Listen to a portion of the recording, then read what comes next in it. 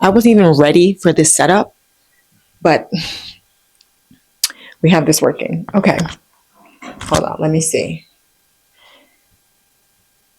Oh my goodness. I guess this is how it happens. You just get started. Oh my goodness. Where do we even start? At the desk. Welcome to the desk with W.E. Cruz. First and foremost, I wasn't even ready to launch this first video until the new year, but I'd be remiss not to sit here and reflect on what just happened. Do you know that you can be in the express lane and still arrive late? And you can be in the slow lane and arrive just on time. Honey, the Lord had to remind me of this last week. Let me tell you what happened. I was on my way to a very important meeting. I have been to this location many times before, but like I do with all of my directions, I put it in my GPS when I get on the road, not because I don't know where I'm going, but in the event that there's traffic ahead of me, hopefully the GPS will let me know. So in this particular instance, I was driving to my meeting. I was listening to worship music. I was sipping on my smoothie, and I decided to turn on my GPS. And so I put on my GPS, and immediately the GPS directs me to go into the far right lane to exit off in the local lane. Mind you, I'm comfortably cruising in the leftmost lane, and I'm getting ready to exit on the express lane, right? Right. So I ignored the GPS, and I'm like, what's the point of me going into the local lane when both these lanes have the exit that I need to get off of to get to my destination on time?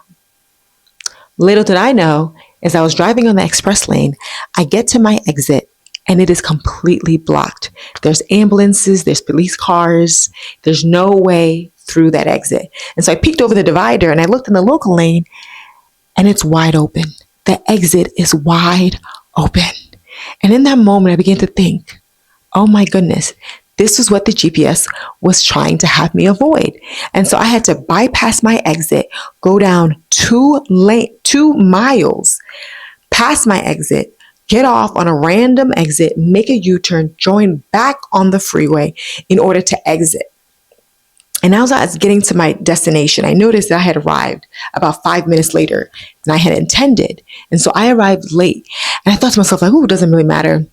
I still got 10 minutes of buffer. And God was like, no. Just because you have some grace in your life doesn't allow you to miss the message that I have for you. And I'm like, the message? God was like, I need you to understand that in this season, I am slowing you down to speed you up. Even though the express lane is familiar, it's comfortable, and it gives you the illusion that you'll get where you're going on time, let me remind you that it is not about acceleration. It is always about alignment. So I don't know where you are on your journey. I don't know what you think about your progress or your path, but I want to remind you that you can be on the fast lane, on the fast track of life, and still get there late, miss your assignment. And you can be on the local lane, in the slow lane, and arrive just on time. It's never about acceleration, but it's always about alignment. God gives you grace for your pace.